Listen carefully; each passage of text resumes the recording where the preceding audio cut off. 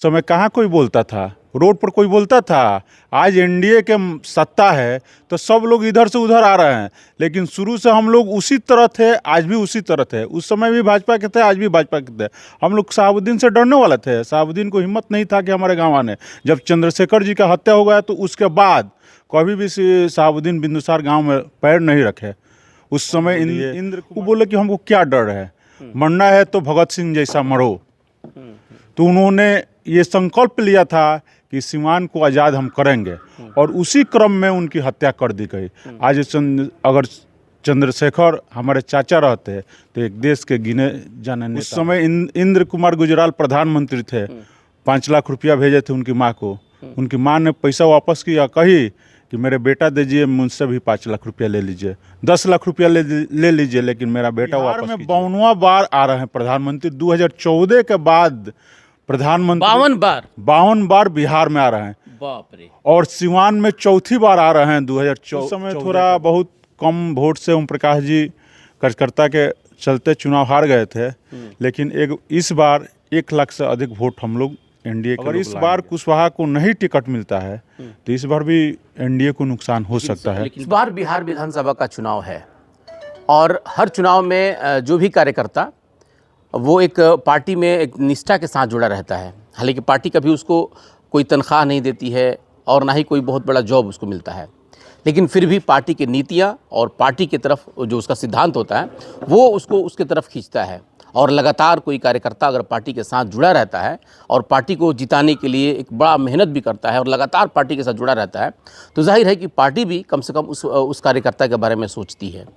अब आप समझ रहे हो कि भाई मैं इस तरह की बातें अभी क्यों कर रहा हूँ। जी हाँ, चूँकि चुनावी माहौल है और इस चुनावी माहौल में हर उस कार्यकर्ता की एक लालसा होती है कि पार्टी उसको कोई बड़ी जिम्मेवारी दे। चूँकि लगातार अगर हम पार्टी के साथ जुड़े रहें तो जाहिर है कि पार्टी का भी एक बड़ा रीज़न होता है अपने कार्यकर्ताओं को एक तरह से उसको सम्मान देने के लिए। तो मेरे साथ एक ऐसे शख्स जुड़े हुए हैं जो देखा जाए तो लगभग 20 सालों से ज़्यादा हो गया पार्टी के साथ वो जुड़े हुए हैं। वही नहीं बल्कि उनके पूरे परिवार जो है कि पार्टी से समर्पित है। उनकी पत्नी अभी फ़िलहाल जो है कि मुखिया हैं, आभा देवी, और अभी महामंत्री भी हैं। लेकिन ये दोनों पति और पत्नी, यानी कि हम बात कर रहे हैं सुभाष कुमार सिंह की, जो कि भारतीय जनता पार्टी के जिला संयोजक हैं सहकारिता समिति का। लेकिन जिस तरीके से इन्होंने, चाहे वो लोकसभा का चुनाव हो या अन्य जिस भी चुनाव में हो, वो बहुत हद तक बढ़ चढ़ कर हिस्सा लेते हैं, अपनी पत्नी के साथ वो जाते हैं। और इन दिनों जिस तरीके से वो एक्टिव नज़र आ रहे हैं, खास करके 20 तारीख को मोदी जी के आगमन को लेकर के, तो हम उनसे बहुत सारी चीज़ें समझने की कोशिश कर रहे हैं। आज आप तस्वीरें देख रहे हैं, मेरे साथ सुभाष कुमार सिंह जी हैं, जो कि बिनसार बुजुर्ग के रहने वाले हैं, पैक्स अध्यक्ष भी रह चुके हैं, और देखा जाए तो भारतीय जनता पार्टी के एक बहुत ही मतलब एक्टिव कार्यकर्ता है। ये बहुत स्वागत है आपका। धन्यवाद, नमस्कार अभी सभी दर्शकों को। सुभाष जी, अभी तो चूँकि चुनाव है और अभी मोदी जी का आगमन हो रहा है 20 तारीख को सिवान में, इस तैयारी को आप लोग किस तरह कर रहे हैं, ज़रा इसके बारे में बताएं आप। देखिए, मोदी जी के तैयारी के रूप में पूरे लोग लगे हुए हैं, संगठन के लोग तो लगभग हुए हैं। मोदी जी अगर सिवान में आ रहे हैं तो एक सिवान के जनता को बहुत उत्साह है। जनता खुद लगी हुई है, जनता खुद बोल रही है कि हम 20 तारीख को 8 बजे से चले जाएंगे जसौली के मैदान में। क्या क्या तैयारी किस तरह किया गया है? तैयारी हर जगह घर घर घूमकर मोदी जी का आमंत्रण पत्र पार्टी के द्वारा दिया जा रहा है और लोग से आग्रह किया जा रहा है कि मोदी जी 20 तारीख को जसौली के मैदान में आएंगे। और मोदी जी जितना काम किए हैं, हमको नहीं लगता है कि कोई प्रधानमंत्री काम किए होंगे। और मोदी जी ऐसे सख्त हैं कि छोटा छोटा बच्चा से पूछिएगा कि आपका देश का प्रधानमंत्री कौन है, तो कहेगा कि नरेंद्र मोदी हैं। लेकिन आज तक कोई व्यक्ति प्रधानमंत्री का नाम नहीं जानता था और मुख्यमंत्री का नाम नहीं जानता था।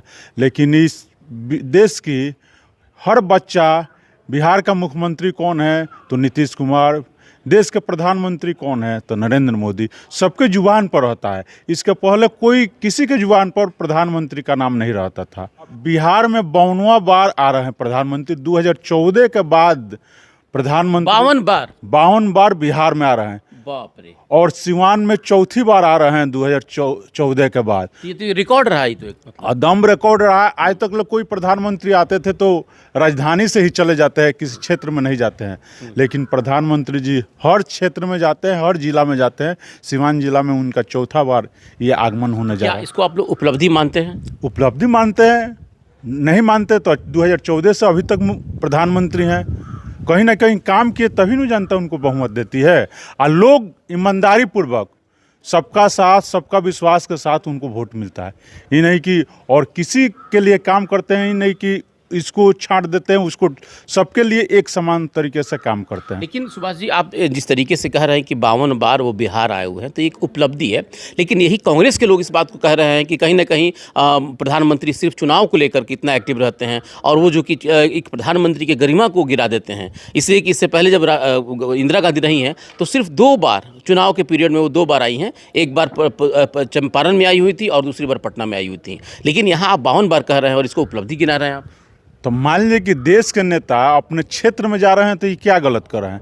मान लीजिए प्रधानमंत्री जी काम करते हैं, काम ले जाकर अपने क्षेत्र में जनता को बताते हैं कि इतना इतना हम काम कर रहे हैं, तो उसमें आने से उनको क्या दिक्कत है। उन लोग का था, कांग्रेस के लोग का था, तो मान लीजिए कि पटना चाहे चंपारण आए, उन लोग को तो कहीं घूमना ही नहीं था, किसी बच्चा तक नहीं जानता था कि इस देश का प्रधानमंत्री कौन है। लेकिन एक बच्चा से पूछिएगा कि इस देश का प्रधानमंत्री कौन है तो कहेगा कि माननीय नरेंद्र मोदी जी हैं। आपको मैं एक चीज़ और बताता हूँ कि कामरेड चंदू जिनको लेकर के सिवान के सियासत कभी 90 के दशक में काफ़ी मतलब पॉपुलर हुई थी, या यूँ कहा जाए तो काफ़ी कंट्रोवर्सी हुआ था, जो कि जेएनयू के अध्यक्ष थे। वो जिला जो जेएनयू के स्टूडेंट फेडरेशन के वो अध्यक्ष थे, कामरेड चंदू, जिनको चंद्रशेखर भी कहा जाता है, उनके ये भतीजे हुए। और आप इससे भी अंदाज़ा लगा सकते हैं कि इनके परिवार में वो चूँकि कम्युनिस्ट से थे, वो लेफ्ट विचारधारा के थे, लेकिन बाकी सभी जो है कि भारतीय जनता पार्टी और संघ विचारधारा के लोग हैं।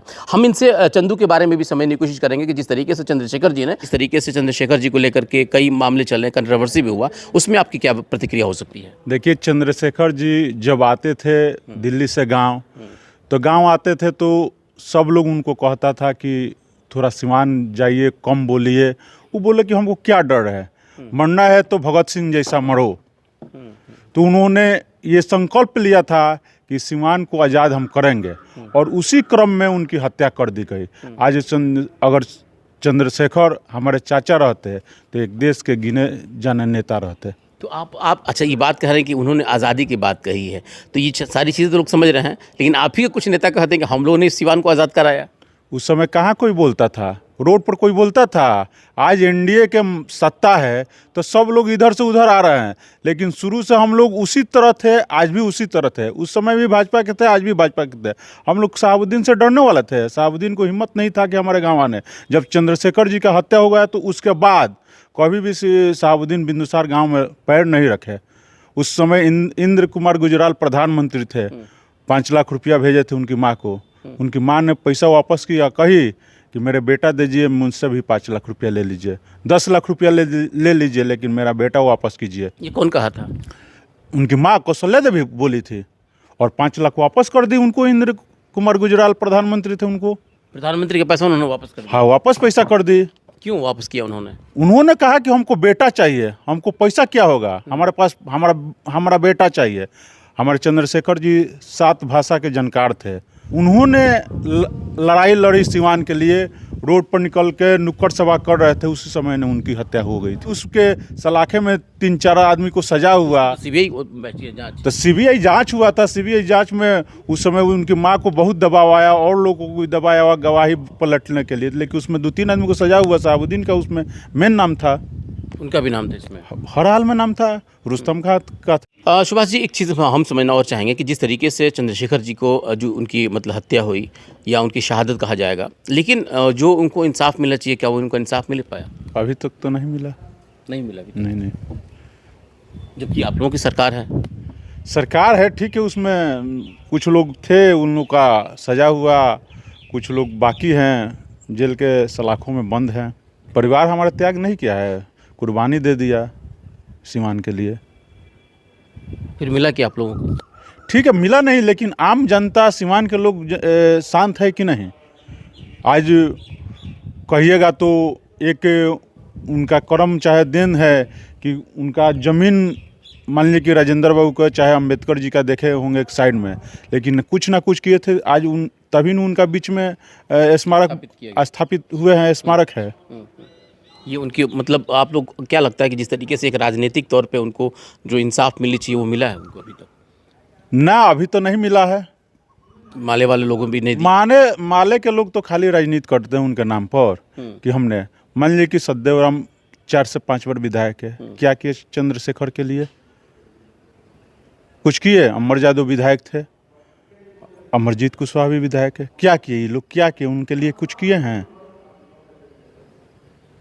आप लोगों ने कभी मांग किया है? हम लोग क्या मांग करेंगे? जब उनको नहीं दिखाई देता है तो हम लोग क्या मांग कर सकते हैं? चलिए, अब तो ये उनकी पार्टी की बात रह गई। आपकी पार्टी भाजपा क्या कभी इसके बारे में चिंतन मंथन करती है और इसके बारे में कभी कुछ सोची है कि आप लोगों को भी कुछ जगह मिलना चाहिए? भाजपा के लोग अब चंद्रशेखर जी का शहादत दिवस भी मनाएंगे और जयंती भी मनाएंगे। इस साल से हमारे राहुल जी जिलाध्यक्ष जब हुए तो हमको बोले कि हम लोग अब चंद्रशेखर जी का शहादत दिवस भी मनाएंगे और उनके जयंती भी मनाएंगे। 30 सितंबर को उनका जयंती भी मनाएंगे और 31 मार्च को उनका शहादत दिवस भी भाजपा के लोग अब मनाएंगे। तो अब इस हिसाब से देखा जाए तो कम से कम आप लोगों के परिवार को किसी को कुछ नेतृत्व का मौका तो मिलना चाहिए। क्या सुभाष जी जो हैं जिस तरीके से भाजपा कैडर में है, उनकी पत्नी है, क्या आप लोगों को कभी राजनीतिक लालसा नहीं जगी? देखिए, राजनीतिक लालसा है। मान लीजिए कि राजनीति कर रहे हैं, पत्नी 2 बार के मुखिया है, अभी भी मुखिया है, हम 3 बार के पैक्स अध्यक्ष है। पत्नी भारतीय जनता पार्टी के जिला के लगातार 3 बार से मंत्री हैं, हम जिला संयोजक हैं 3 बार से लगातार सहकारिता मंच से, और हमने विद्यार्थी परिषद में भी काम किए। तो पार्टी को लग रहा है कि चलिए 20 साल से सुभाष जी काम रहे हैं, हो सकता है कि इस बार पार्टी हमको मौका देगी और सिवान विधानसभा से हमको चुनाव लड़ाएगी। सिवान सदर से चुनाव लड़ाएगी? हर हाल में लड़ाएगी। पार्टी ने ये तय कर लिया है कि इस बार, अगला बार माननीय व्यासदेव प्रसाद जी का टिकट कटा तो हमारे 6 विधानसभा पर नुकसान हुआ। तो क्यों नुकसान? जाति आधारित बात कर रहे हैं क्या आप? तो मान लीजिए कि कुशवाहा का टिकट कट गया तो कुशवाहा के लोग इधर उधर हो गए। जीरादेई का भी टिकट कटा था। तो सिटिंग एमएलए का टिकट कटता है तो कहीं ना कहीं लोग में आक्रोश रहता है। अगर इस बार कुशवाहा को नहीं टिकट मिलता है तो इस बार भी एनडीए को नुकसान हो सकता है। लेकिन बताया तो ये जा रहा है, चर्चा तो ये आ रही है कि जो व्यासदेव जो प्रसाद मतलब मंत्री रह चुके हैं, विधायक रह चुके हैं, उनके बेटे की बात चर्चा चल रही है और आपके बारे में भी लोग चर्चा कर रहे हैं। तो अभी इस दोनों में चूँकि आप लोग दोनों एक ही जात के आते हैं तो फिर इस तरह कैसे हो पाएगा? देखिए, भाजपा है, भाजपा परिवारवाद नहीं है, भाजपा विरासत को देने के सक्षम में नहीं है।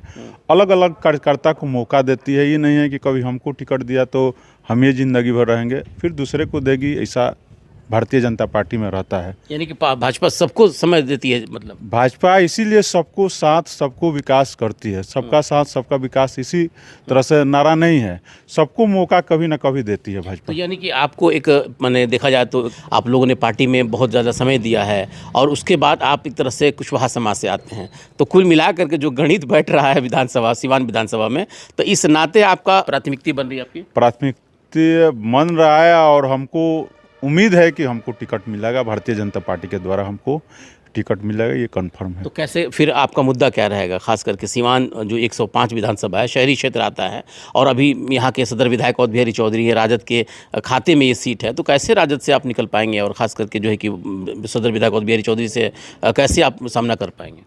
देखिए, अधिक हम लोग का जाति का वोट है और दूसर का बात है कि यहाँ बीजेपी के सभी लोग एनडीए के कार्यकर्ता चाहे समर्थक है। उस समय थोड़ा बहुत कम वोट से ओम प्रकाश जी कार्यकर्ता के चलते चुनाव हार गए थे, लेकिन इस बार 1 लाख से अधिक वोट हम लोग एनडीए के लोग लाएंगे और सिवान को जीतेंगे। 1 लाख वोट ला देंगे आप लोग? 1 लाख वोट लाएंगे, हर हाल में 1 लाख। 70,000 के आसपास वोट आया था एक आदमी? 73,000 के आसपास वोट आया था। 25,000 प्लस होकर वोट आएगा और 1 लाख के आसपास एनडीए को वोट मिलेगा। तो आप मतलब किस भरोसे कह रहे हैं कि आपको टिकट मिल रहा है? चूँकि क्या पार्टी ने कुछ इशारा किया है, जिला अध्यक्ष ने कुछ कहा है या मंगल पांडे जी ने कुछ कहा है? देखिए, पार्टी के लोग इशारा थोड़े करते हैं, जो केंद्रीय चुनाव समिति बैठती है उसमें अपना फाइनल होता है, लेकिन पार्टी की उम्मीद है कि हमको इस बार चुनाव लड़ाएंगे। तो पार्टी मतलब आप लड़ेंगे या आपकी पत्नी लड़ सकती है? हम लड़ेंगे। आप लड़ेंगे, सुभाष जी लड़ेंगे। हाँ, सुभाष जी लड़ेंगे, महिला सीट होगा तो कहीं पत्नी को लड़ाएंगे, लेकिन लड़ना हमको है। लड़ना है आप जी। तो बिल्कुल जिस तरीके से अभी सिवान विधानसभा जो सदर विधायक हैं अवध बिहारी चौधरी, हालांकि उन पे आपकी कोई प्रतिक्रिया नहीं आई। अवध बिहारी चौधरी पर मान लीजिए कि अभी तक आए होंगे आप सिवान से तो देखे होंगे शौचालय के पास भी पानी लगा हुआ है, आपका बिंदुसार शिव मंदिर के पास भी पानी लगा हुआ है। नाला के चलते रोड पर पानी बढ़ रहा है, यहाँ डेली लोग गिरते हैं, लेकिन इसी रास्ते से हमारे सभी नेता चाहे सभी अधिकारी जाते हैं, लेकिन एक बार उनको भी ध्यान नहीं आता है। इसके लिए, इस नाले के लिए हमने मुख्यमंत्री के जनता दरबार में गया था और जनता दरबार से वहाँ से 52 लाख रुपया पास हुआ। आज नगर परिषद के द्वारा काम लगा हुआ है, हमको लगता है कि 1 महीना के अंदर में वो समाप्त हो जाएगा, वो पानी यहाँ से लगना बंद हो जाएगा। बिल्कुल, तो आपने सुना जिस तरीके से सुभाष कुमार सिंह जो कि बिंदुसार के हैं, भाजपा के नेता हैं, और जिस तरीके से इन्होंने इस बात को कहा, हालांकि बहुत सेंटिमेंट बात भी इन्होंने कह दिया, लेकिन सीधे तौर पे इन्होंने कहा कि पार्टी दिशा निर्देश नहीं बल्कि स्वयं चुन लेती है कि भाई ये हमारा कार्यकर्ता है और हम इसको जो है कि कहीं ना कहीं एक जगह देते हैं। अब देखना है कि जिस तरीके से ये दावा कर रहे हैं या जिस तरीके से इनका अपना जो संभावनाएं हैं, अब वो संभावनाएं कब जो है कि हकीकत में तब्दील होता है, क्योंकि चुनाव बहुत करीब है। अब इसमें ये देखना है कि सिवान विधानसभा में क्या सच में भारतीय जनता पार्टी के उम्मीदवार हो सकते हैं सुभाष कुमार सिंह, या इनके बयान के बाद अब क्या कुछ प्रतिक्रिया खास करके इनके पार्टी के और कई नेताओं की तरफ से आता है, ये देखना बड़ा दिलचस्प होगा। फिलहाल बने रहे हमारे साथ, बहुत बहुत धन्यवाद।